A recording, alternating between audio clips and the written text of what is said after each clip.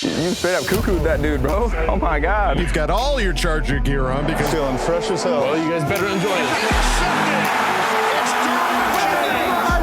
The fans loved it. You have to love what you're seeing on tape if you're a Chargers fan, especially for the future with Justin Herbert. On the move and throws and touchdown. Do this together. Players, coaches, staff, fans, together we can create something truly special. Stay tuned for some good content.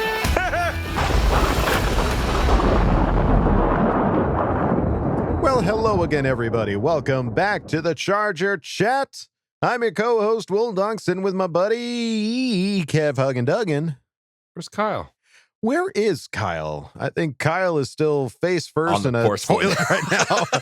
Yeah, our coach is not feeling very well. Coach is under the weather still, so T's and P's to coach, and hopefully he can Thoughts and prayers. Yes, shoulder through this. We will move on. We're trying to honor him. We'll yes. honor him in this episode. We're going to bring the funny, try to at least. We'll and try. Power through it. That's Sorry. right. All right, folks. Well, plenty to talk about this episode. There's been a lot going around in the league. And we've got a great Craig experience lined up and another awesome Bolt history. But first and foremost, we got to talk about this guy who tagged us on Twitter and just rocking the best shirt I've ever seen. Let's take a look here. Look at this guy. Doesn't get much better than that. Charger Chat on the slopes. Absolutely. A positive charge out in Mammoth. I mean, that's probably the most active my face has ever been in quite some time. Yeah, your beard is blowing in the wind on this shirt.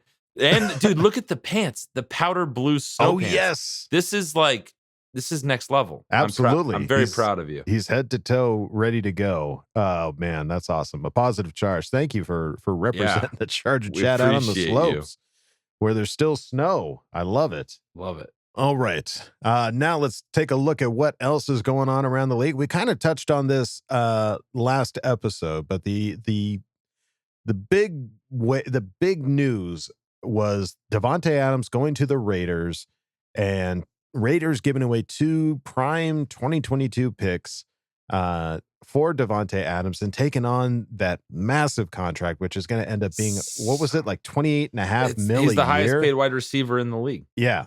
Yeah. But you're only as good who's throwing you the ball. Right.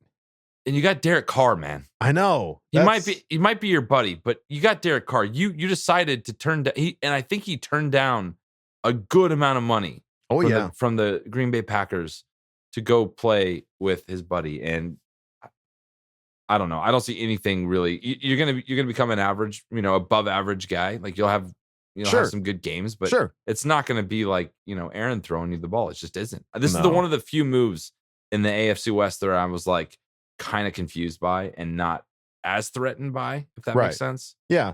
I didn't want it to happen. I didn't want to see Davante Adams come to the AFC West in any way, shape, or form.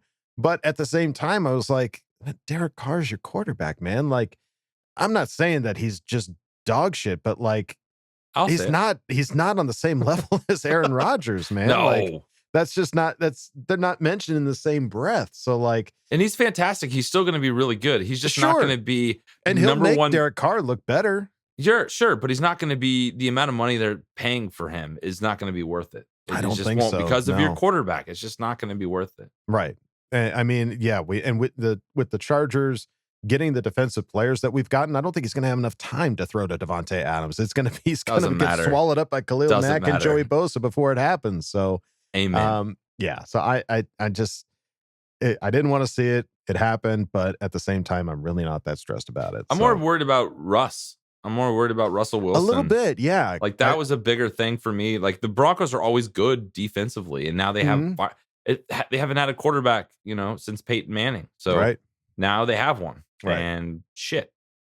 Right, and in his waning years. So I think if he's still got gas in the tank, and I'm sure he does, otherwise they wouldn't have signed him up. I think Denver's going to be the number 3, and I think I agree. The Raiders, even with Davante Adams, are going to be number 4. Man, I don't see it happening. Yeah, I just don't either. I'm totally with you on that. All right. Well, looking at the rest of the league, this was crazy. This was, I mean, so all right, you got to take this kind of step by step. when ooh, baby, gotta get to you, your Urban girl. Meyer. Urban Meyer, folks. I'm sure you've all read the tidbits, if not the entire article over at The Athletic, about just the insanity of what was going on in Jacksonville with Urban Meyer. He's a psycho. And who knew?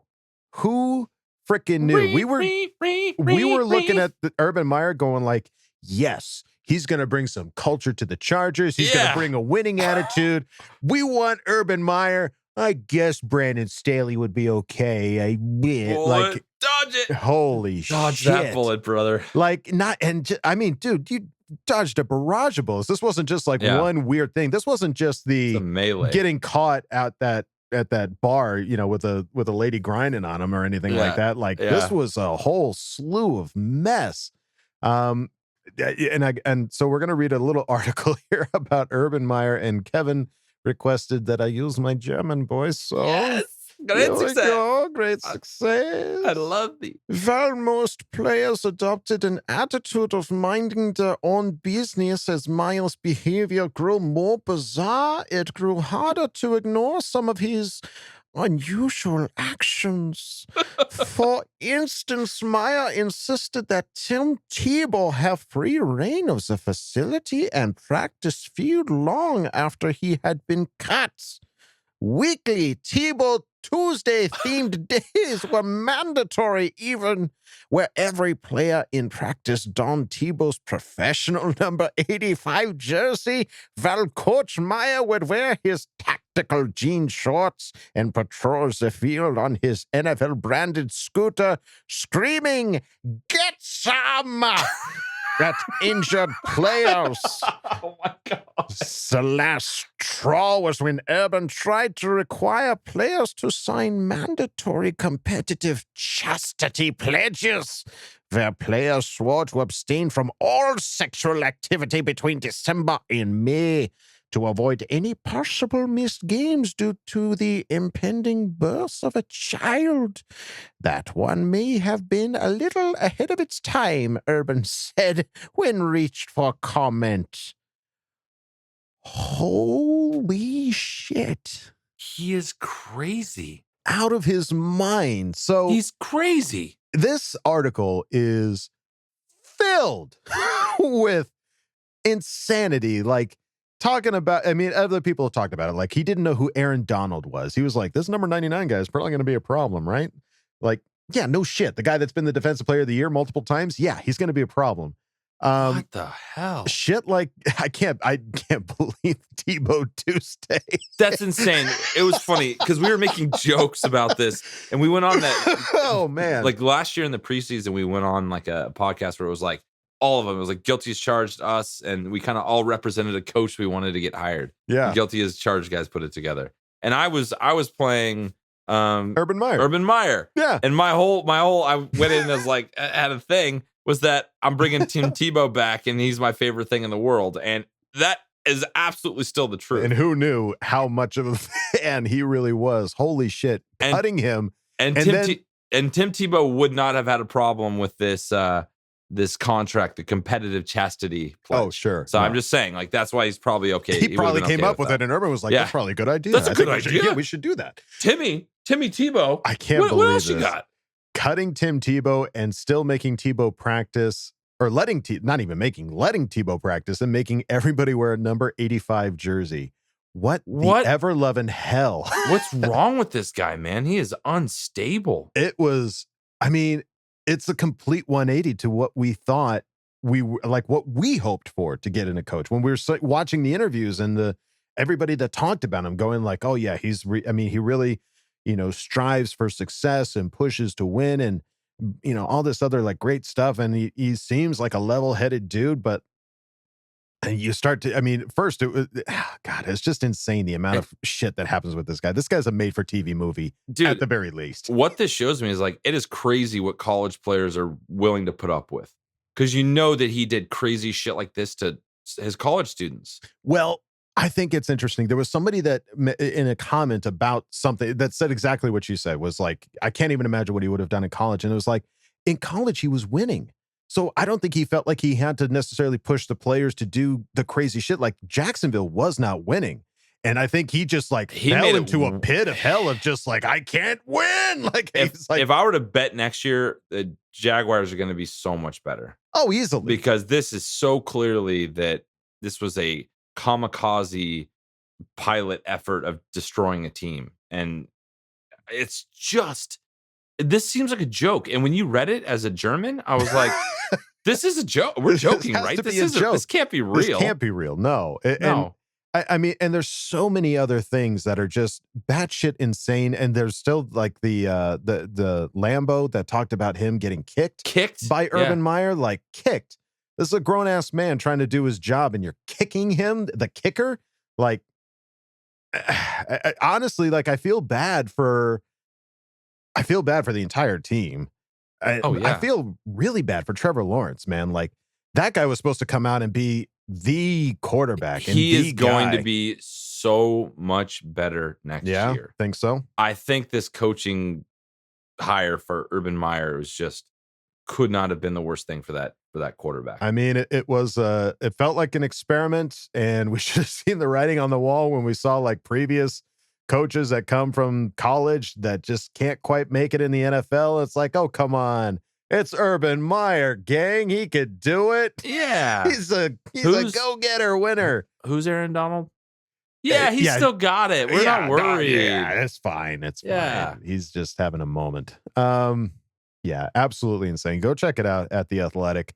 I know that there's a paywall behind it. It's a subscription-based thing, but it's super cheap. It's like $1 for like 6 months or something like that. I'm honestly like, if you really want to get more, we're not sponsored by The Athletic, but like it's like the one subscription I'm like use all the time. No. So definitely check it out. Then you get Daniel Popper there too. Yeah, Dan Popper. Yeah, writes some great articles over there. Go check it out. And hey, Athletic, if you want to sponsor us, I'm just saying. We we're not going to stop you. Slinging some free advertising. Yeah, scratch your back, scratch ours kind of thing. Yeah. No, we don't. So yeah, go check it out. And while you're checking out The Athletic, go check out ChargerChat.com. Yeah. There's other stuff to check out on the World Wide Web. It's not just The Athletic. There's ChargerChat.com, where you can get some awesome shirts, hoodies, stickers, and other great things. And chat it up with other Charger Chatteteers in the member section, and ask questions and ask Bolt fam. So go check it out, chargerchat.com. All right, gang. Well, now it's time to go on to the next segment. If he hasn't blown away yet, I don't think he has. I think he's safe and sound. There's no place like home. Yeah, come on, just. And if you don't know what we're talking about, the Craig experience had an experience with a tornado near his house, like really close. So we'll see if he talks about it in his experience. But let's take it on over now to the Craig experience. Oh yeah. Oh yeah. Come on in, man. Kick your feet up. Craig experience. Hello there. Make yourself at home. Got some stuff to talk about, right? Moving on. Yo. It has been one heck of a week, but I'm here and want to say thank you first and foremost to all of you guys who reached out in concern from my family and myself. As many of you know, there was some heavy duty tornado activity here in Central Texas, and not gonna lie to you, your boy was more than freaked out when I looked outside of my bedroom window and saw a physical tornado across the street from my house that decided to take a different route kind of at the last minute. So all is well here in regards to my home, and again, my family, and the neighborhood in a lot of places is pretty messed up, as you can imagine. But again, thankful that all is well, and things will get back to normal here. So, but anyway, y'all are here to hear about my opinions on some free agency moves, right? So let's get into that. CC gang. Big old salute to the rest of the Bolt fam. What is going on? She got Craig in Texas, and welcome to another edition of the Craig Experience. And oh yeah, Craig Stradamus called that. If you know, you know. Now, while things have cooled off a bit since the beginning of free agency, our boys definitely came out swinging to get that thing kicked off, or even before the tampering period with the whole Khalil Mack trade, which none of us saw coming. But boy, oh boy, when you pair that with the interior defensive line signings, what you realize is, more than anything, Brandon Staley is a man of his word. He said some time ago that he wanted to become more of a trench team, and that's what's happened here, just in some of these moves. Now, Khalil Mack traditionally is seen as more of an elite edge rusher, but that's not his only calling card. He's also a tremendous run stopper, sets a nasty, nasty edge. And, Austin Johnson, Sebastian Joseph-Day, talented run stoppers in their own right. And you pair that up with Joey, we know what he does on his side in regards to stopping the run as well as rushing the passer, and that's a pretty nasty front you got now. Of course, I'm kind of hoping this isn't the case, but it seems like, at least partially for the time being, unless other moves are made, which I think there still could be some, they're probably banking on Jerry Tillery performing better with better talent around him, which makes sense, but I wouldn't really hold my breath on that. Wouldn't be shocked to see them add like maybe another interior guy post-draft, or even somebody in the middle rounds to come in and compete, because they didn't pick up Tillery's fifth-year option quite yet, and I don't think that's going to actually happen either. We'll see. Stand positive about it either way. Now, let's talk a little bit about the major signing on the back end that kind of helps tie all this stuff together. Come on now, be honest. None of us really believe J.C. Jackson was an option, particularly because we're accustomed to how the Chargers do business, and this isn't the way they go about things traditionally. You don't hear a ton about any moves that are going to be made beforehand. Now, some stuff you can kind of sort of predict because it makes sense, like the Corey Linsley thing, and even the Brian Bulaga thing the year before. And then there were ties there because of the coaching staff, so it, just made sense. It was the natural thing. But man, Mr. INT, J.C. Jackson, is a Los Angeles Charger. And you have Derwin James to thank for that, people. So it's clear that DJ bleeds powder blue. He's all about this team. And he went after JC really hard during the Pro Bowl. Now, there are ties there as well because the two played 7-on-7 in high school back in Florida, and probably played a huge part in the reason why he decided to come to LA. And then you saw that clip from, I think it's going to be an All In here at the end of the month, where, Staley showed his appreciation for the player that JC is, and JC was almost at a loss for words because of it. And he's already expressed that he's never met a coach quite like this before. So bravo to that. The back end and the pass rush work hand in hand. And now that you have a number one cornerback now, you can go ahead and, if you want to move Mike Davis over to CB2 in base packages, which I'm not even sure that's going to happen. That could actually be Zion. And when you come out in nickel packages, which is more base now anyway, because the majority of what you're running now is going to be nickel and dime. Then you can just go ahead and put Zion in the slot, move Davis on the outside, and you got a guy who you can put on any team's number one wide receiver, and that's a pretty nasty secondary you got there. Of course, you got Nas and Derwin, who's probably going to be a little bit more in the box, and that's where I think there's an additional safety coming into play here, potentially in the draft as well. And then we're not done with free agency. Maybe there's somebody out there like, I'm not going to get my honey badger hopes up, but like a Jabril Peppers, who could make sense there. It can be an interchangeable piece with Derwin. But if your pass rush is really good, then you guys in the secondary don't have to cover as long. If your secondary coverage is great, it gives your pass rushers extra time to get after the QB if they don't win initially off the line. So the two are married together. And this defense should be pretty special moving forward, because there are probably some additional pieces coming here, again, whether it be in free agency or the draft. Lots to look forward to, people. So I'll go ahead and close it out with this. I appreciate you guys again for checking in. Happy for things to kind of be getting back to normal. And you know where to find me. Catch me on Twitter, Mr.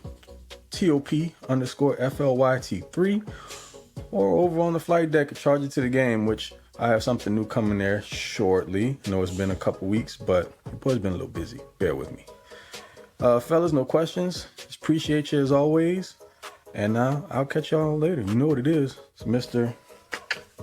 Bowl Gang, or Do Not Bang. And see y'all next time. Okay, love you. Bye. Well, Craig, I think those are Excellent points as always. It has been classic Craig, right? Classic Craig, right? Classic. It has really just been an exciting free agency, and with seeing almost outside of the signing of Mike Williams, it's all been directed at the defense, entirely. Like, and outside of the tenders and the special teams and stuff like that, it's all been directed at the defense. So, like, obviously, they're aware that was our biggest part of need. That's what Staley wanted to change. It's what we needed to change, and didn't want to leave it in the hands of rookies, right? Yeah. Like, we wanted to make sure that we had guys that have been in those positions on that side of the ball, and really that's what's going to make the difference, I think. Yeah. And definitely interesting to see how it translates to what we've done now to what's going to happen in the draft. Right. I think it's just going to be, we are going to have the craziest roster once the draft's done. We're adding so many new players, a lot of like late round players. So it's going to be really interesting to find out what happens. Absolutely. Yeah. The draft, we're still about a month away, a little over a month away from the draft. So we're getting closer.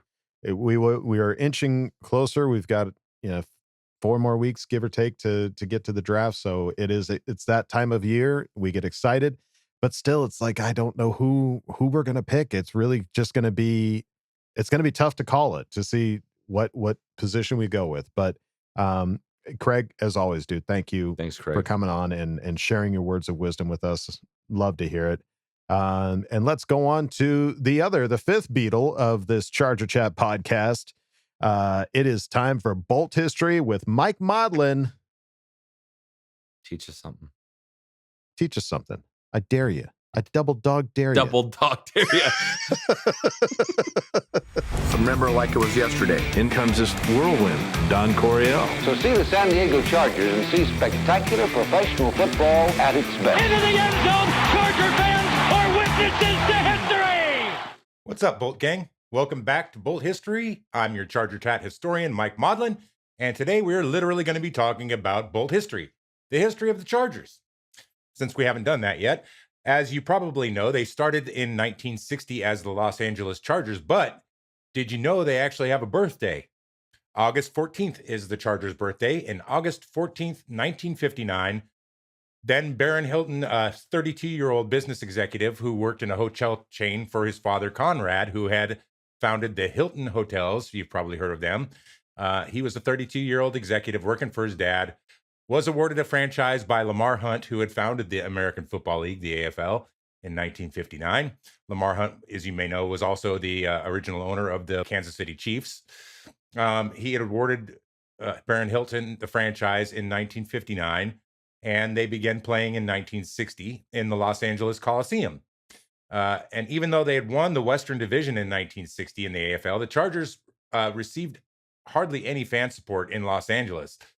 They found it, ironically, difficult to compete with fans of the Rams who were playing for the NFL, obviously, in their own stadium. They were trying to compete for fans, and they weren't doing a good job of it. So Baron Hilton, lifted by a San Diego area sports editor named Jack Murphy, moved the team 120 miles south to San Diego in 1961. They began playing in Balboa Stadium, which was a historic stadium, and it was expanded to 34,000 seat capacity to accommodate the Chargers moving down there. Hilton named the team the Chargers. And some say he was given the idea to use the name Chargers because he had a new business venture called Carte Blanche, which was a credit card business. But Hilton denied that. He actually sponsored a team naming contest and promised a trip to Mexico City in 1960 for the winner. A fan had nominated the name in a contest, the Chargers. A gentleman named Gerald Courtney submitted the name Chargers, and Hilton reportedly liked the name so much that he didn't even open up another letter. He also selected it because he loved the bugle call and charge response that was playing at USC games in the Coliseum. And also it fit well with his Carte Blanche business. Now, here's an interesting side note. Carte Blanche in 1968 was sold off to a national bank, which would later be renamed Citibank. So the Carte Blanche business was sold to Citibank. In San Diego, the Chargers, spurred by Coach Sid Gilman, developed in one of the biggest glamour teams of any decade.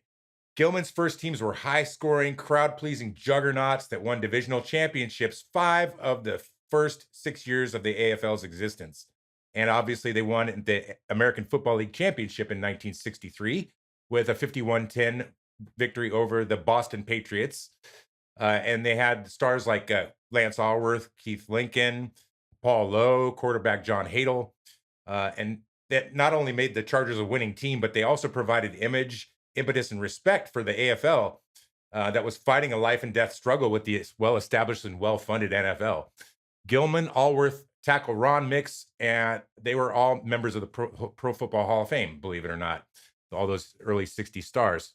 The Chargers ended up moving into a new 60,835-seat stadium, which began as San Diego Stadium, later renamed to Jack Murphy Stadium after that sports editor who encouraged Sid Gilman to move the team to San Diego, and then, of course, Qualcomm Stadium.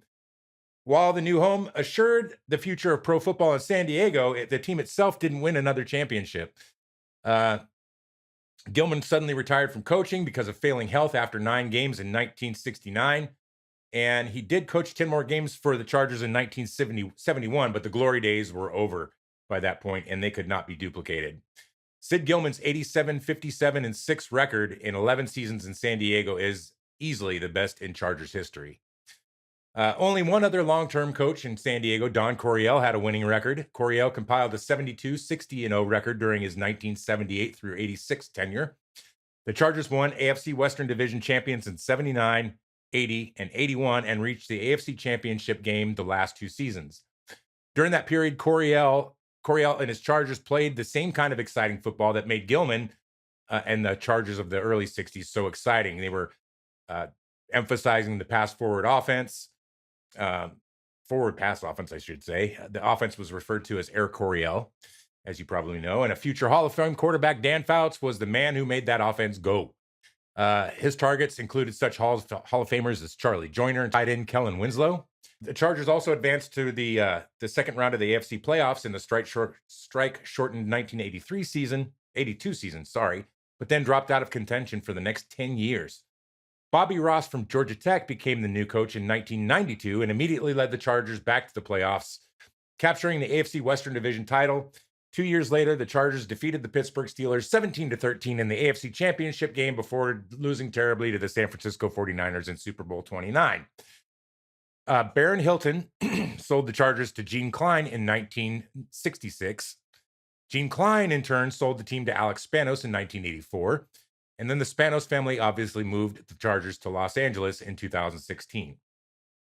Now, the Chargers have also been at the forefront of many firsts in the NFL. They were the first NFL team to have a black equipment manager named Sid Brooks. They were the first team to have a non-gray face mask in any level of football. And we've covered a lot of this stuff in Bolt history before, but wanted to mention them all in one place. They were the first team from the Western Division to win a championship. They're the first AFL team to have a member inducted into the Pro Football Hall of Fame, Lance Allworth. Sid Gilman introduced football's very first strength and conditioning coach, its first weightlifting program, and a conscious effort to racially integrate his club. He was also where Sid Gilman and his staff handed out little pink pills called Dianabol. It's an anabolic steroid. So the Chargers were the first sports team to use steroids. That didn't last very long once players started suffering some consequences from that and started suing people. So the Chargers, although they were a first team to use steroids, they've quickly stopped. Their first game as the San Diego Chargers was versus the Raiders on September 17th, 1961.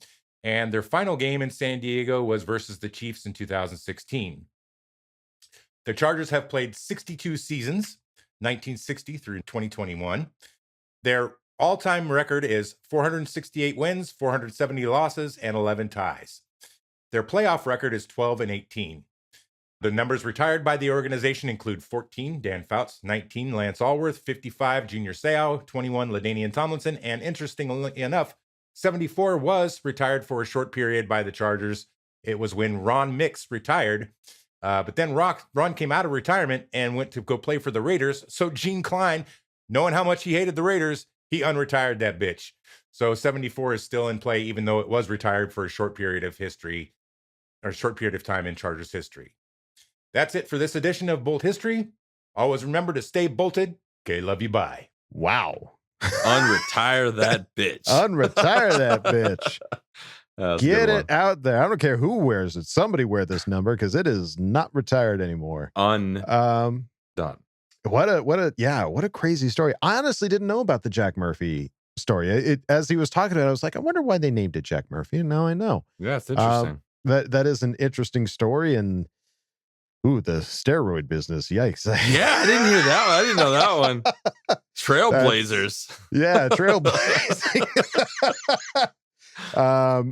That is wild. So, well, great look at the history of the Chargers there, Mike. And if any of you guys want Mike to take a look at any particular subject matter, regardless of how weird, I mean, we've had Mike look up the history of the freaking cannon that gets shot at the Chargers Stadium. Good one. Which is a great one. So great one. If you haven't listened to that one, go back and find that one. If there is something that you want Mike to take a look at, I guarantee he will take the time to go through and dig up every bit of information, even the bad stuff, and give us a great story, because that is really interesting. I remember him talking about the numbers being retired. I don't remember the Ron Mix coming up as being unretired. And don't you get unretire that bitch. Don't you go to the Raiders. You get unretired. All right. Well, great story there, Mike. Thank you for sharing it. And that's pretty much it for this episode of the Charger Chat, folks. We keep it short on Friday. And again, we'll see Coach come back. I think he'll be okay next Tuesday. Yeah, hopefully he's feeling better. But you should send him a little shout out on Twitter. Yeah. Make sure that he's doing Send him okay. a little love. Give him a little pat on the back. Hold his hair back while he's face down in a toilet, please. All right, folks. Well, that's going to do it for us here at the Charger Chat. Don't forget to bolt up, because we're ready for any squad, any place. Kid love you. Bye. Kid loves you. Bye. From Urban Meyer. Ooh, psycho.